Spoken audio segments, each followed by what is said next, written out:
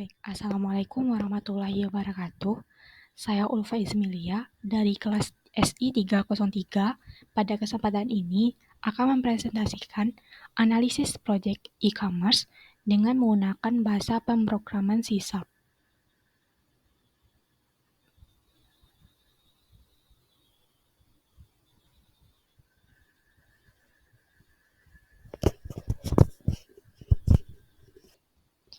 E-commerce telah mengalami pertumbuhan yang signifikan, terutama selama pandemi COVID-19 yang mendorong banyak bisnis untuk beralih ke platform online. Penggunaan teknologi informasi dalam e-commerce memungkinkan perusahaan untuk meningkatkan efisiensi operasional dan pengalaman pelanggan. C# merupakan salah satu bahasa pemrograman yang banyak digunakan dalam pengembangan aplikasi e-commerce karena kemudahan dan fleksibilitasnya. Pada proyek ini, terdapat dua rumusan masalah, yaitu yang pertama, bagaimana konsep dan karakteristik e-commerce dan keuntungan pengimplementasian C# dalam pengembangan e-commerce. Yang kedua, bagaimana pengimplementasian array satu dimensi, multidimensi, logika penyortiran, prosedur, dan fungsi dalam website e-commerce berbasis C#.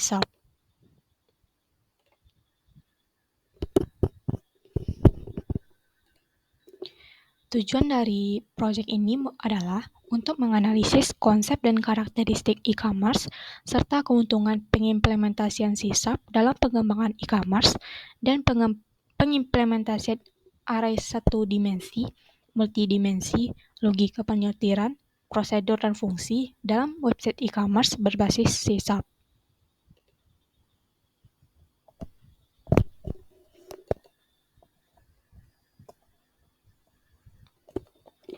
E-commerce atau perdagangan elektronik merupakan proses membeli dan menjual barang dan jasa melalui internet. Konsep ini mencakup berbagai model bisnis yang telah mengubah cara perusahaan beroperasi dan berinteraksi dengan konsumen.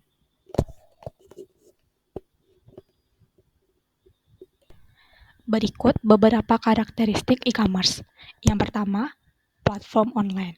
E-commerce memanfaatkan platform online seperti situs website, aplikasi seluler, atau platform media sosial untuk melakukan transaksi. Yang kedua, pembayaran elektronik.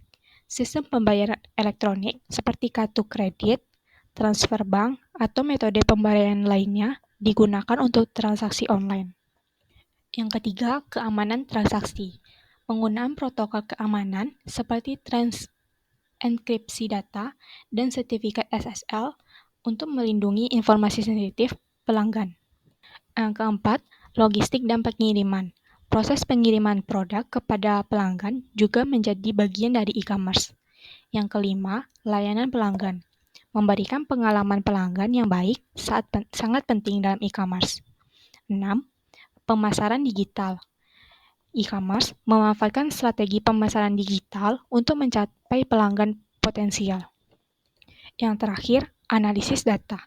Data dalam e-commerce sangat berharga untuk memahami perilaku pelanggan dan mengoptimalkan strategi pemasaran. Selanjutnya, pembahasan mengenai array satu dimensi. Array satu dimensi sering digunakan untuk menyimpan data yang berhubungan seperti daftar angka, nama, atau objek. Elemen-elemen dalam array satu dimensi diakses menggunakan indeks yang dimulai dari 0. Array satu dimensi dalam proyek ini digunakan untuk kategori buku. Yang pertama itu kategoris. Array satu dimensi digunakan untuk mengatur dan mengklasifikasikan buku sesuai kategorinya. Yang kedua, array satu dimensi digunakan pada proyek ini untuk menyimpan ID buku di keranjang belanja.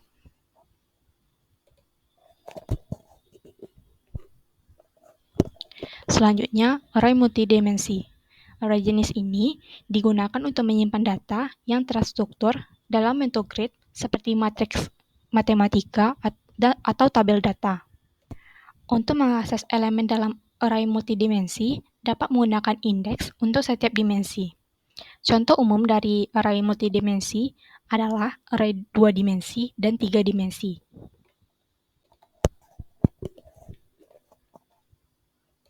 Pada proyek ini, array multidimensi dideklarasikan sebagai string dan digunakan untuk menyimpan data buku dalam format tabel. Array books ini memiliki 2 dimensi, di mana setiap baris menyimpan informasi tentang sebuah buku, termasuk ID, judul, penulis, dan harganya.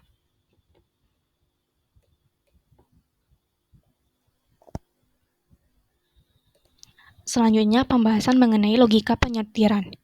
Di C#, logika penyortiran digunakan untuk mengatur elemen-elemen dalam array atau koleksi berdasarkan urutan tertentu, seperti urutan menaik atau menurun. Pada proyek ini, terdapat beberapa seperti metode sort by price. Metode ini menyortir daftar buku berdasarkan harga dalam urutan menaik. Mengurutkan buku berdasarkan harga yang merupakan elemen keempat atau indeks ketiga dari yang mewakili setiap buku string. Yang kedua, metode sort by title. Metode ini menyortir daftar buku berdasarkan judul buku dalam abjad.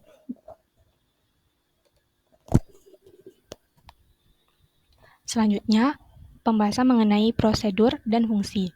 Di C#, prosedur diimplementasikan sebagai metode dengan tipe pengembalian void.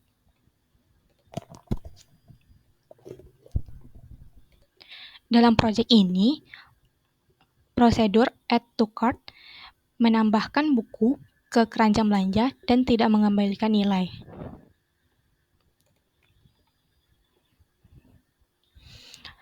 Selanjutnya, pembahasan mengenai fungsi. Fungsi merupakan metode yang mengembalikan nilai setelah dieksekusi. Fungsi memiliki tipe data pengembalian yang menunjukkan jenis nilai yang akan dikembalikan. Pada proyek ini, fungsi getBookById mencari buku berdasarkan ID dan mengembalikan array string yang berisikan informasi mengenai buku tersebut.